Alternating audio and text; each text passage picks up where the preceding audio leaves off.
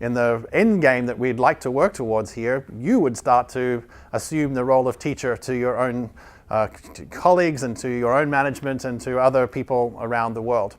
We had an experience kind of like this on a recent trip to Indonesia, where Lance and I were meeting with some people who've been working on implementing PDIA in some rural health clinics. And they were able to articulate both the principles of PDIA very clearly and also without any prompting or without any cue cards or anything else, and were able to give really good examples of the kinds of issues they were wrestling with. In this particular case, how to reconcile government imperatives to be able to have women being born in hospitals and with the targets and the broader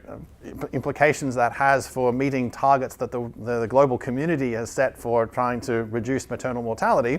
with indigenous understandings of the appropriate conditions under which women should give birth to the next generation, and trying to figure out, well, how do you reconcile these two very different ways of approaching a particular problem? And they were able to take us through a PDIA process and explain to us exactly how they had done that and what are some of the challenges and opportunities that they encountered along the way. The examples we've provided to you so far have largely been our greatest hits, as it were, the sort of things we've encountered from a range of different countries, the things that we hope explain in a very compelling and clear way the kinds of ideas that we're ultimately talking about. But for each person working in these issues in a very particular country, the best examples will be the ones that come from people like you who are working on these kinds of issues and have been able to address it, because the details really do matter. The specific ways in which the manifestation of a maternal health problem manifests itself in Indonesia is going to be different from Peru, is going to be different from Pakistan. And so we really hope that one of the next stages and steps with these videos was that you will take on the role of being us, that you will talk to your colleagues, your fellow citizens and your broader global